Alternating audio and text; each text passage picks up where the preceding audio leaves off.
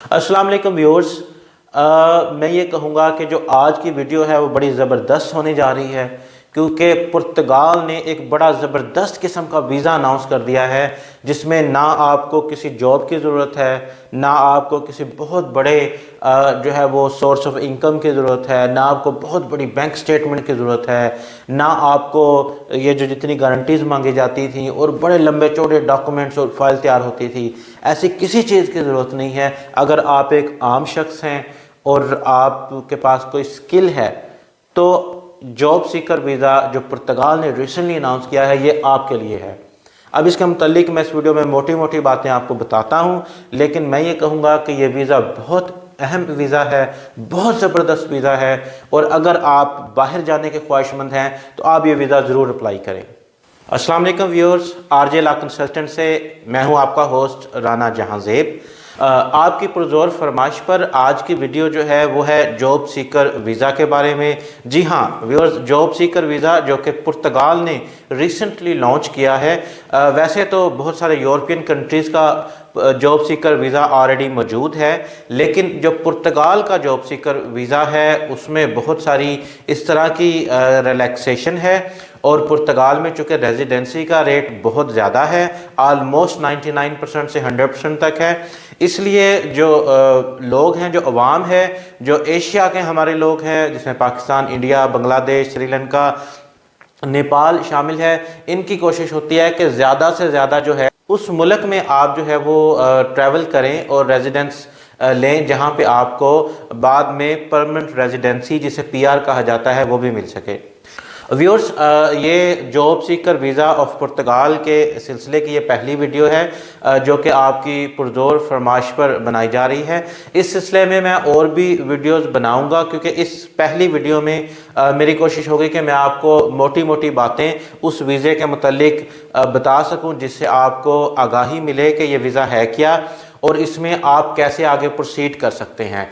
फिर इसमें मैं प्ले लिस्ट बना दूंगा आपके लिए, और पुर्तगाल के जॉब सीकर वीज़ा से रिलेटेड जो भी वीडियोस आएंगी वो इसी प्ले लिस्ट में ऐड होंगी। तो इसका जो लिंक है वो मैं ऊपर आई बटन पे आपको दे दूंगा, तो आप उसको जो है वो सब्सक्राइब कर लीजिएगा, अपनी सेव लिस्ट में शामिल कर लीजिएगा, ताकि जॉब सीकर वीज़ा से रिलेटेड जो भी वीडियोज़ हैं वो आप तक पहुँच जाएँ। व्यूअर्स, अगर आपने अभी तक हमारा चैनल सब्सक्राइब नहीं किया तो चैनल सब्सक्राइब कर लें। ये वीडियो जो आप देख रहे हैं ये हमारे official channel RJ law consultant पर भी पब्लिश होगी। उसके साथ साथ जो हमारा पार्टनर चैनल है पाकिस्तान न्यूज़ चैनल, उस पर भी ये वीडियो पब्लिश की जाएगी। तो आपसे इल्तमास है कि ये दोनों चैनल सब्सक्राइब कर लें। अच्छा व्यूअर्स, अब आते हैं जॉब सीकर वीज़ा की तरफ। जो पुर्तगाल का जॉब सीकर वीज़ा है, अच्छा अब इसमें क्या चीज़ शामिल है, इसमें सोशल मीडिया पे बहुत ज़्यादा जो है वो लोग धड़ाधड़ अप्लाई कर रहे हैं, इतना अप्लाई कर रहे हैं कि जो पुर्तगाल की एम्बेसी है पाकिस्तान में, उन्होंने उनका जो इनबॉक्स है वो फुल हो चुका है, इसकी अपॉइंटमेंट्स अवेलेबल नहीं है। तो जैसा कि आपको मालूम है कि शेंजन जो है वो हमारे लोगों के लिए एज ऑलवेज एक बड़ी फेवरेट कंट्री रही है, लेकिन आप जैसा कि आपको मालूम है कि काफ़ी अरसे से जो शेंजन वीज़े की अपॉइंटमेंट्स हैं वो अवेलेबल नहीं हैं, और पुर्तगाल और स्पेन ख़ास तौर पे जो कि बड़ी हॉट कंट्रीज़ हैं उनकी अपॉइंटमेंट्स तो बिल्कुल ना होने के बराबर हैं। तो जैसे ही ये जॉब सीकर वीज़ा निकला, इसमें जो है बहुत सारे लोगों ने धड़ाधड़ अप्लाई करना शुरू कर दिया। ये जो जॉब सीकर वीज़ा है ये अभी पुर्तगाल ने अनाउंस किया है उनकी वेबसाइट पे। पुर्तगाल एम्बेसी की अगर मैं वेबसाइट भी आपको बताता जाऊँ, vistos.mne.pe, vistos.mne.pt ये वेबसाइट है, वहाँ पे जाके आप इसके मज़ीद मालूमात भी हासिल कर सकते हैं। उसके साथ साथ हम इस पे अपडेट वीडियोस बनाते रहेंगे, और इसमें अब जो अगली वीडियो होगी इसी सिलसिले में, उसमें मैं आपको अपनी कंप्यूटर स्क्रीन पे लेके जाऊँगा, जो फिगर्स हैं, जो वेबसाइट्स हैं, और फिज़िकली प्रैक्टिकली आपने ये काम कैसे करना है इसके मुतालिक आपको बताया जाएगा। अच्छा नाज़रीन, ये तो हो गया इंट्रोडक्शन और जॉब सीकर वीज़े के मुतालिक हमारे नाज़रीन को इसके मुतालिक बिल्कुल इल्म नहीं था, तो ये जो बातें मैंने बताई हैं इनसे थोड़ा सा आपको आइडिया हो चुका है कि ये वीज़ा क्या है, कौन से मुल्क का है। तो अब आए आपको लेकर चलते हैं इसकी डिटेल की तरफ। अगर आप अप्लाई करना चाहते हैं तो उसका क्या तरीक़ेकार है और इसमें क्या क्या चीज़ें शामिल हैं, आपको पेपर वर्क क्या चाहिए होगा, इसमें डॉक्यूमेंट्स क्या लगाने हैं, इसमें बैंक स्टेटमेंट कितनी होगी, इसकी फ़ीस कितनी है, इसके लिए आपको जॉब एक्सपीरियंस कौन सा चाहिए, कौन कौन सी कैटेगरी के कौन कौन सी जॉब्स वाले लोग जो हैं वो पुर्तगाल जॉब सीकर वीज़े के लिए अप्लाई कर सकते हैं, और जॉब सीकर वीज़ा क्या पाकिस्तान में अवेलेबल है या नहीं। चले आइए नाज़रीन, अब आपको लेकर चलते हैं इस डिटेल की तरफ। जी नाज़रीन, जैसा कि मैंने बताया जॉब सीकर वीज़ा पुर्तगाल ये रिसेंटली पुर्तगाल गवर्नमेंट की वेबसाइट पे लॉन्च हुआ। अच्छा, अब ये वीज़ा है क्या? ये वीज़ा गवर्नमेंट की जो वेबसाइट है उस पर जो इन्फॉर्मेशन दी गई है उसके मुताबिक क्योंकि पुर्तगाल में जो लेबर है उसकी शॉर्टेज है काफ़ी ज़्यादा, इसलिए इन्होंने बजाय के मुख्तलिफ मुल्कों के लिए निकालते अब इन्होंने एक ओपन जॉब सीकर वीज़ा निकाला है जिसमें मुख्तलिफ कैटेगरीज उन्होंने बताई हैं। जो उनके पास कैटेगरीज शॉर्टेज हैं उसमें ऑलमोस्ट 99% कैटेगरीज शामिल हैं। अगर आप उस वेबसाइट पर जाकर देखेंगे तो आपको जो भी आपका प्रोफेशन है उससे रिलेटेड कोई ना कोई कैटेगरी मिल जाएगी। अच्छा, अब ये अप्लाई कैसे करना है और उसका प्रोसीजर क्या है? अच्छा नाज़रीन, इसमें सबसे पहले जैसे मैंने बताया गवर्नमेंट की वेबसाइट पे आप जाते हैं, जाके आप वीज़े की इन्फॉर्मेशन लेते हैं। उसके बाद जब आप मेंटली प्रिपेयर हो जाते हैं कि अब आपने अप्लाई करना है तो उसका पहला स्टेप ये है कि गवर्नमेंट का एक और इदारा है जिस इदारे का काम है कि पुर्तगाल में जो लोग रहते हैं उनको उनका जो स्किल है उसको इम्प्रूव करना और उनको जॉब लेके देना। आप उसे जॉब हंटिंग इदारा भी कह सकते हैं, रिक्रूटमेंट एजेंसी भी कह सकते हैं, लेकिन वो गवर्नमेंट का इदारा है और उसका ये काम है। अगर आप इंग्लिश में कमज़ोर हैं, पुर्तगीज़ में कमज़ोर हैं तो आपको फ्री कोर्सेज भी वो ऑफ़र करते हैं, और अगर कोई जो आपकी स्किल है उसमें किसी जगह पे आप लैग कर रहे हैं तो उससे रिलेटेड भी कोर्स आपको उसमें फ्री ऑफ कॉस्ट मिल जाएंगे। यानी बेसिकली उनका ये काम है कि जो लोग हैं उनकी स्किल को फर्निश करके, उनकी स्किल को बेहतर करके जो पुर्तगाल की कमर्शियल मार्केट है वहाँ पे जॉब्स के लिए आवाम को तैयार करना। अच्छा नाज़रीन, अब ये जो वेबसाइट मैंने बताई ये है IEFP, इसकी वेबसाइट, ये इदारा जो मैंने बताया नाज़रीन ये है IEFP, इसकी वेबसाइट है IEFPonline.pt। ये मैं आपको स्क्रीन पर भी शो कर दूंगा, IEFT ऑनलाइन। नाज़रीन, ये जो गवर्नमेंट इदारा मैंने बताया इसकी अपनी एक वेबसाइट है जिसका नाम है IEFPonline.IEFP.pt। ये मैं आपको स्क्रीन पर भी शो कर दूंगा। सबसे पहला आपका ये काम है कि आपने इस वेबसाइट पे जाना है और आपने देखना है कि किस कैटेगरी पे आप पूरा उतरते हैं। उसके बाद आपने फ़ौरन से अप्लाई नहीं करना, अप्लाई करने का प्रोसीजर मैं आपको डिटेल से बताऊंगा। सबसे पहले आपने अपनी कैटेगरी चेक करनी है और ये देखना है कि क्या उस कैटेगरी में फॉल करते हैं, और फिर उससे रिलेटेड आपने ये देखना है कि आपके पास क्या एक्सपीरियंस है। आपने एक बेहतरीन सी CV तैयार करनी है और उस कैटेगरी से रिलेटेड जो आपके पास एक्सपीरियंस है वो एक्सपीरियंस लेटर तैयार करने हैं। अगर कोई सर्टिफिकेशन है आपके पास वो आपने तैयार करनी है। इस तरह आपने अपने डॉक्यूमेंट्स बेहतरीन से करके तैयार करने हैं। उससे रिलेटेड भी मैं वीडियोज़ बनाऊँगा, उसमें बताऊँगा कि ये कैसे करने हैं। जब आपके डॉक्यूमेंट्स तैयार हो जाएं फिर आपने इस वेबसाइट पे जाना है, जाके आपने अप्लाई करना है। अप्लाई क्या करना है, आपने उनसे एक रजिस्ट्रेशन करनी होती है। उसका ये मतलब है कि आपने उस इदारे के साथ आप रजिस्टर हो गए हैं और उस इदारे ने आपको कबूल कर लिया है कि ठीक है जो आपका स्किल है उसकी हमारे मुल्क में कमी है, और अब जब आप पुर्तगाल में आएंगे तो हम आपकी हेल्प करेंगे आपकी इस कैटेगरी में, इस स्किल में जॉब ढूंढने के लिए।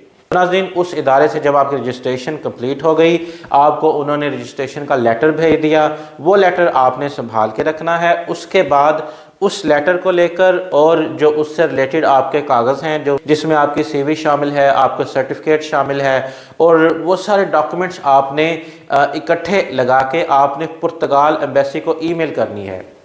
जी हाँ व्यूअर्स, आप अगर पाकिस्तान में हैं तो आप इस्लामाबाद पुर्तगाल एम्बेसी को ईमेल करेंगे। अगर आप दुबई में हैं, आप इंडिया में हैं, आप बांग्लादेश में हैं तो अपने अपने जो कैपिटल में पुर्तगाल की एम्बेसी है आप उनको ईमेल करेंगे। अच्छा, ईमेल करेंगे। ईमेल क्यों करेंगे? ईमेल इसलिए करेंगे कि अभी क्योंकि ये जो प्रोग्राम है ये रिसेंटली लॉन्च हुआ है और इसमें इन्होंने एक अपॉइंटमेंट सिस्टम और ये कैसे जॉब सीकर वीज़े का पूरा प्रोसीजर जो है वो अभी तक इन्होंने डिफ़ाइन नहीं किया। और क्योंकि अवाम बहुत ज़्यादा इस चीज़ की जो है वो एक्सपेक्ट कर रही थी, ख्वाहिश कर रही थी पुर्तगाल जाने के लिए, तो इसलिए इन्होंने अवाम ने बहुत ज़्यादा अप्लाई करना शुरू कर दिया। अब सिचुएशन ये है कि अभी तक ये वीज़ा बिल्कुल नया है, अभी तक ये वीज़ा किसी को नहीं मिला और जो पहला कैंडिडेट शायद जिसको पहली अपॉइंटमेंट मिली है वो भी शायद कोई 8 महीने बाद की मिली है या 6-7 महीने के बाद की मिली है। तो अभी जो अपॉइंटमेंट्स मिल रही हैं वो साल की मिल रही हैं। तो यानी इससे आप चेक कर सकते हैं कि ये रश कितना है। लेकिन आपने रश नहीं करना। अगर आपकी जो कैटेगरी है, स्किल है, वो जेन्युइन है और आप पुर्तगाल जाना चाहते हैं, अपने स्किल को फर्निश करना चाहते हैं और अपने स्किल में जिसमें आप पाकिस्तान में या अपने मुल्क में काम कर चुके हैं और आप चाहते हैं कि आप और पुर्तगाल में जाके इसी स्किल में काम करें, अपने स्किल को भी फर्निश करें, अपना लाइफस्टाइल भी बेहतर करें, तो ये वीज़ा आपके लिए है। तो आपको जल्दबाजी करने और घबराने की ज़रूरत नहीं है। ये कोई ऐसा वीज़ा नहीं कि जो जनाब first come first serve basis पे है कि पहले 10 वीज़े हैं या 50 हैं या 200 हैं वो लोगों को मिल जाएंगे, उसके बाद वीज़े ख़त्म हो जाएंगे। ऐसी कोई बात नहीं है। ये एक कंटिन्यूस प्रोग्राम है, एक प्रॉपर प्रोग्राम है जो पुर्तगाल ने लॉन्च किया है। तो इसलिए आप तसल्ली रखिए और आपका फोकस होना चाहिए अपने डॉक्यूमेंट्स के ऊपर। अच्छा नाज़रीन, अब जैसे कि मैंने आपको बताया, अब हम पहुंचे थे कि आपको जो पुर्तगाल का IEFP का इदारा है वहां से आपकी रजिस्ट्रेशन हो चुकी है और उन्होंने आपको एक लेटर प्रोवाइड कर दिया है जिस लेटर में लिखा है कि ठीक है जी, जॉब सर्च करने के लिए आप पुर्तगाल आ सकते हैं। अब आपने वही डॉक्यूमेंट भेज दिए। सपोज अगर आप पाकिस्तान में हैं तो इस्लामाबाद एम्बेसी को, इस्लामाबाद एम्बेसी का जो ईमेल है वो है sconsular.islamabad@mne.pt। ये मैं आपको स्क्रीन पर भी डिस्प्ले कर दूंगा। ये इस्लामाबाद में जो पुर्तगाल की एम्बेसी है उसका ईमेल है। अच्छा नाज़रीन, इस ईमेल पर धड़ाधड़ ईमेल्स जा रही हैं, सैकड़ों की तादाद में ईमेल्स जा रही हैं। इसकी वजह से अब पुर्तगाल एम्बेसी ने क्या कहा है, उन्होंने कहा है कि हम आपकी ईमेल वसूल करेंगे लेकिन हमारे पास लिमिटेड स्पेस है। तो वो क्या होता है, वो फर्स्ट कम फर्स्ट बेसिस पे होता है। तो आपने जो है वो ट्राई जारी रखनी है, लेकिन आपने मेक श्योर करना है कि उसमें आपके डॉक्यूमेंट्स पूरे हों और आपका जो IEFP से लेटर आया है वो उसमें शामिल हो। अच्छी सी आपने एक ईमेल लिखनी है, उसके सब्जेक्ट में भी आपने जॉब सीकर वीज़े की अपॉइंटमेंट का जिक्र कर देना है और उसका जो आगे जो आपने डिटेल ब्रीफ लिखना है उसमें आपने ये लिखना है कि आप इस फील्ड में काम करते हैं, आप पाकिस्तान में हैं, आपने IEFP से रजिस्ट्रेशन करवा ली है और आप पुर्तगाल में जॉब सीकर वीज़े के लिए जाना चाहते हैं जिसके लिए आपको अपॉइंटमेंट दरकार है। तो ये डिटेल्स आप लिख देंगे, डॉक्यूमेंट सारे आप अटैच कर देंगे और ये ईमेल आपने उनको सेंड करनी है। अच्छा नाज़रीन, अब मज़े की बात यह है कि जब आप सेंड करेंगे तो आपको फौरी जवाब आएगा कि हमारा इनबॉक्स फुल है। वो इस वजह से है कि उनके पास लिमिटेड स्पेस है, यानी आप ऐसे समझे कि उनके पास सिर्फ 100 ईमेल्स की गुंजाइश है या स्पेस है या स्टोरेज है। अब आप 1000 ईमेल्स कर देते हैं तो जो पहली 100 ईमेल जाएंगी सिर्फ उनको वो वसूल होंगी, जो अगली 900 होंगी वो आपको वापस कर दी जाएंगी, वो आपको लुटा दी जाएंगी ये कह के कि हमारा इनबॉक्स जो है वो फुल है। तो आपने इससे घबराना नहीं, आपने उनको बार बार ईमेल करनी है। ये जो डॉक्यूमेंट्स बताए हैं, ये जो आपको डिटेल्स बताई है, ये डिटेल्स लगा के आपने उनको बार बार ईमेल करनी है, बार बार ईमेल करनी है और उस वक़्त तक करते रहना है जब तक आपकी ईमेल जो है वो उधर वसूल नहीं हो जाती, जब तक आप जो पहले 100 कैंडिडेट्स हैं उसमें शामिल नहीं हो जाते और आपकी ईमेल का जवाब जो है वो आपको वापस नहीं आ जाता। जवाब जो आएगा यानी वो आपने इससे अंदाज़ा लगाना है कि अगर फौरी तौर पे आपको वापस ईमेल नहीं आती जिस पे लिखा होता है कि हमारा इनबॉक्स फुल है, तो इसका मतलब ये है कि आपकी ईमेल जो है वो उनको वसूल हो चुकी है, वो उनके इनबॉक्स के अंदर जा चुकी है। अब 1 हफ्ते बाद, 10 दिन बाद जब भी वो उस ईमेल को पढ़ेंगे तो उसके ऊपर फिर जो है वो आपको उसका जवाब देंगे। तो फिर आपने उस जवाब का इंतज़ार करना है। उस जवाब में अगर तो उन्हें कोई मज़ीद इन्फॉर्मेशन रिक्वायर हुई तो वो आपसे फिर रब्ता करेंगे। उसमें आपने अपनी ईमेल में अपना कॉन्टैक्ट नंबर, ईमेल और एड्रेस सारा कुछ मेंशन कर देना है। तो अगर उनको मज़ीद कोई इन्फॉर्मेशन चाहिए हुई तो आपसे रब्ता करेंगे। वरना नॉर्मली ये हो रहा है कि ईमेल के जवाब में वो आपको अपॉइंटमेंट्स दे देते हैं, लेकिन जो अपॉइंटमेंट्स की रेशो आ रही है, आज अगर मैं बात करूं 15 फरवरी को जब मैं ये वीडियो रिकॉर्ड हो रही है, तो आप अंदाज़ा लगाएं कि 15 मार्च की 2024 की अपॉइंटमेंट्स मिल रही हैं। तो लेकिन आपने इस बात से घबराना नहीं, आपको टाइम मिल रहा है, आप उस टाइम में अपनी तैयारी करें, अपने स्किल को मज़ीद फर्निश करें, कोर्सेज करें। एक बड़ी अहम बात जो मैं बताना चाहूँगा वो ये कि आप इस टाइम में पुर्तगीज़ का कोर्स कोई कर सकते हैं। पुर्तगाल में भी बहुत सारी ऑर्गेनाइजेशन हैं जो आपको फ्री कोर्सेज करवाएंगी, वरना आप पेड कोर्स भी कर सकते हैं। बहुत सारी वेबसाइट्स अवेलेबल हैं, इदारे अवेलेबल हैं जो आपको पुर्तगीज़ का कोर्स करवाते हैं। उसका फ़ायदा ये है कि जब आप पुर्तगीज़ आपने लैंग्वेज की तैयारी की होगी, बेशक बेसिक तैयारी ही की हो, और उसका आपने जो है वो सर्टिफिकेट आपके पास होगा। मेक श्योर करें जहाँ से भी आप कोर्स करें उनसे सर्टिफिकेट आप ज़रूर लें। तो जब आप यह सर्टिफिकेट भी साथ लगाएंगे या जब आप अपॉइंटमेंट पे जाएंगे तो साथ सर्टिफिकेट लेकर जाएंगे, तो एम्बेसी को भी, जो वीज़ा ऑफिसर है, उसे भी इस बात का आइडिया हो जाएगा कि ये जो कैंडिडेट है, ये कैंडिडेट सीरियस है, ये प्रोफेशनल है, ये जाना चाहता है और वहाँ जाके ये अपनी फील्ड में काम करना चाहता है। तो क्योंकि इसे भी इस बात का अदराक है कि वहाँ जाके जो है वो ज़ुबान दूसरी है, तो इसने इसको जैसे ही टाइम मिला इसने वो ज़ुबान सीख ली और ये आगे प्रोग्रेस कर रहा है, तो ये अपने कैरियर में भी प्रोग्रेस करेगा और हमारे पुर्तगाल में हमारी कम्युनिटी को जाके फ़ायदा पहुँचाएगा। तो एक बात ये आप गौर कर लीजिए।